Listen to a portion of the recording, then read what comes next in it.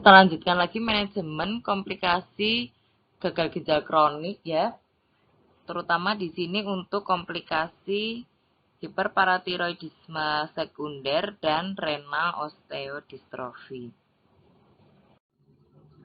Kalsium dan keseimbangan fosfor dimediasi melalui aksi hormon dan peran hormon pada tulang, saluran pencernaan, ginjal, dan kelenjar paratiroid. Ketidakseimbangan homeostatis kalsium dan fosfor itu menyebabkan hiperparatiroidisme sekunder dalam jangka pendek dan osteodystrofi renal atau renal osteodystrofi jika terjadi dalam jangka panjang, jika abnormalitas ini tidak dikoreksi. Osteodystrofi renal merupakan kombinasi abnormalitas skeletal pada pasien yang sudah lama mengidap penyakit ginjal kronik. Potensial menyebabkan fraktur dan deformasi. Peningkatan paratiroid hormon sering terjadi pada saat nilai GFR kurang dari 60 ml per menit per 1,73 meter persegi, khususnya pada penyakit ginjal kronik tahap 3, dan saat fungsi ginjal terus-menerus turun. Pada pasien yang mengalami defisiensi vitamin D, diperlukan evaluasi kadar 25-hidroksivitamin D dan suplemen tambahan yang direkomendasikan pada pasien gagal ginjal stadium 3 dan 4. Nah, di sini bisa diperhatikan untuk patofisiologinya. Pada penurunan ekskresi fosfat, maka terjadi retensi fosfat yang menyebabkan hiperfosfatemia. Hiperfosfatemia itu bisa menyebabkan hipokalsemia, sehingga akan berdampak terjadi peningkatan sintesis dan pelepasan paratiroid hormon, atau yang dikatakan hiperparatiroid sekunder.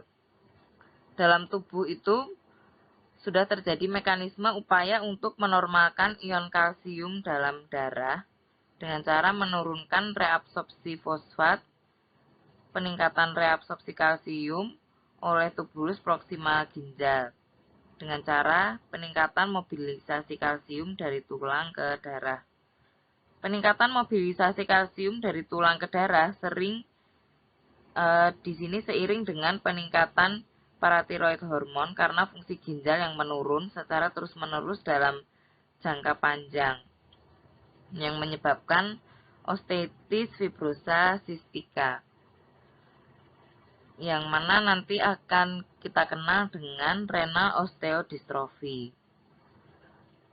Kondisi renal osteodystrofi ini bisa juga disebabkan karena asidosis metabolik dan overload aluminium atau toksisitas aluminium ya. Nah, kondisi renal osteodystrofi inilah yang merupakan faktor resiko progresivitas kerusakan tulang.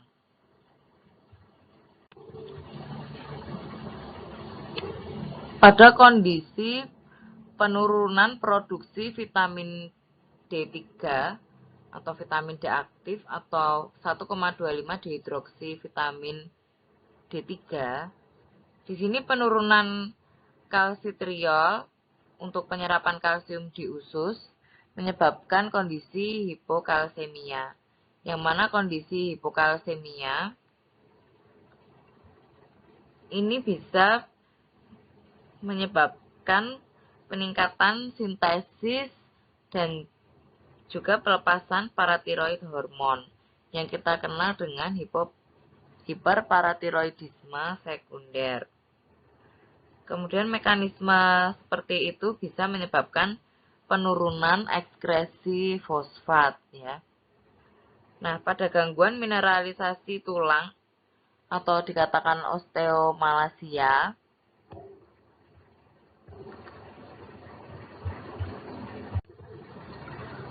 yang mana osteomalasia di sini bisa meningkatkan resiko dari renal osteodystrofi.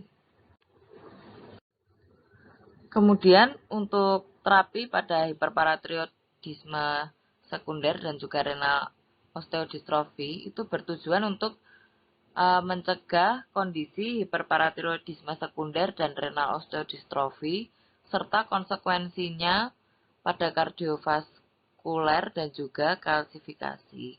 Untuk strateginya apa saja? Di sini bisa dengan memanajemen paratiroid hormon, kemudian memanajemen keseimbangan fosfor dan kalsium, serta meminimalisasi pemberian aluminium. Secara non-farmakologi itu bisa dilakukan diet pembatasan fosfor dalam sehari itu bisa diberikan 800 sampai 100 mg per hari ya. Kemudian bisa juga dengan paratiroidektomi, jadi dengan memotong dari kelenjar paratiroid. Tapi di situ merupakan pilihan terakhir pada pasien dengan hiperparatiroidisme sekunder. Pada paratiroidektomi di sini khususnya akan dilakukan pada pasien dengan kadar IPTH yang meningkat secara terus-menerus ya. IPTH yang lebih dari 800 nanogram per mililiter yang juga disertai hiperkalsemia dan hiperfosfatemia yang mengalami kekambuhan. Kemudian untuk terapi farmakologi bisa dengan agen pengikat fosfat ya. Ini merupakan komponen yang mengandung kalsium, aluminium, magnesium. Kemudian agen pengikat fosfat berupa sevelamer hidroklorida. Sevelamer hidroklorida ini merupakan first line terapi pada hiperparatiroid sekunder ya. Bisa diberikan nanti dengan dosis 800 mg 3 kali sehari. Yang juga sevelamer di sini sebaiknya diminum bersama makanan ya. Kemudian pemberian vitamin D, yang mana vitamin D di sini nanti sebagai mekanisme aksinya dapat mensupresi sekresi paratiroid hormon dengan stimulasi absorpsi serum kalsium dan aktivitas langsung pada kelenjar paratiroid hormon. Kemudian di sini nama-nama sediaan dari fosfat binding agent ya, ada kalsium karbonat, ada kalsium asetat, sevelamer, aluminium hidroksida, aluminium karbonat, magnesium karbonat dan magnesium hidroksida, dan juga magnesium karbonat yang kombinasi dengan kalsium karbonat. Lalu untuk kalsimimetik mempunyai mekanisme aksi beraksi pada kalsium sensing receptor pada permukaan shift cell kelenjar paratiroid hormon yang menyerupai efek kalsium ekstraseluler serta meningkatkan aktivitas kalsium sensing receptor sehingga dapat menekan paratiroid hormon. Di sini mempunyai efek samping, mual, muntah hingga menimbulkan hipokalsemia. Pasien dengan kadar kalsium lebih rendah dari normal itu tidak disarankan menggunakan kalsimimetik. Kalsium serum harus diukur setelah penyesuaian dosis. Penggunaan kalsimimetik dosis awal 30 mg 1 kali sehari yang mana akan dititrasi setiap 2-4 minggu hingga dosis maksimum 180 mg 1 kali sehari untuk dapat mendapatkan level paratiroid hormon yang diinginkan serta menjaga level kalsium dalam kondisi normal.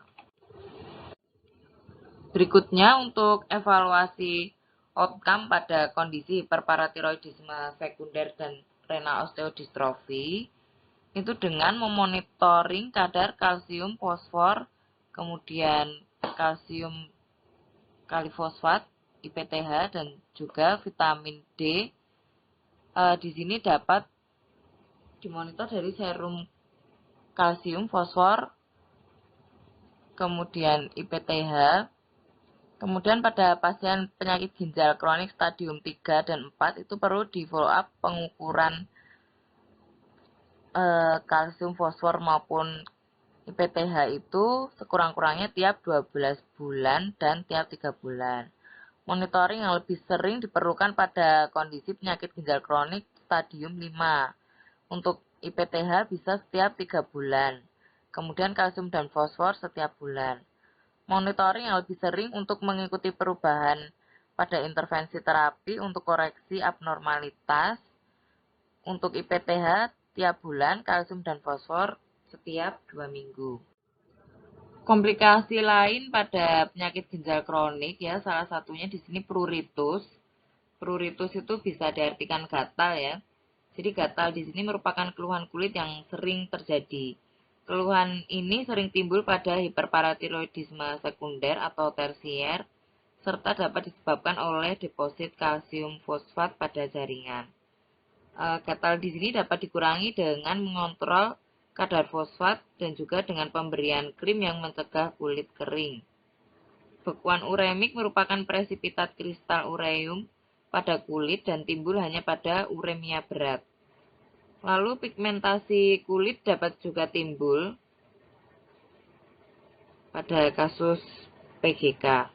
Di sini untuk tata laksana terapinya dengan mengontrol abnormalitas metabolik dan juga dialisis serta pemberian antihistamin atau dengan pemberian ondansetron atau dengan penambahan gabapentin. Lalu komplikasi yang lain yaitu mengenai status nutrisi. Biasanya terjadi malnutrisi atau kekurangan protein karena intake makanan yang mengandung protein di sini tidak cukup, yang disebabkan karena penyakit ginjal kronik di sini mengalami anoreksia, kemudian sensasi rasa itu berubah, menu diet yang tidak seimbang, serta efek dari dialisis. Untuk terapinya bisa dengan meningkatkan intake protein, namun di sini juga perlu memperhatikan apakah penyakit ginjal kronik di sini ada komplikasi protein urea atau tidak ya. Kalau kondisi malnutrisi baru bisa diberikan peningkatan intake protein, kemudian dengan suplemen vitamin dan juga L-karnitin. Kemudian komplikasi lain yaitu uremic bleeding atau perdarahan uremik ya. Di sini penyebabnya karena abnormalitas biokimia dari platelet dan juga terjadi penurunan agregasi platelet. Perubahan interaksi platelet dengan dinding pembuluh darah yang dipicu oleh penurunan kadar plasma dan juga ikatan yang tidak sempurna atau di sini dikenal von Willebrand factor. Untuk terapinya dengan cara memperpendek waktu perdarahan yang digunakan dengan obat kriopresipitat atau desmopresin dan juga pemberian estrogen. Untuk komplikasi lain di sini ada amyloidosis, bleeding, endokrin seperti kelainan pada fungsi tiroid, kemudian gastrointestina, terjadi mual, muntah, diare, anoreksia, perdarahan gastrointestina, kemudian kelainan sistem imun. Kelainan sistem imun di sini bisa disebabkan karena kondisi uremia itu dapat menekan fungsi sebagian besar dari sel imun. Dan juga dialisis itu dapat mengaktifasi efektor imun seperti komplement dengan tidak tepat. Kemudian komplikasi lainnya ada neurologi.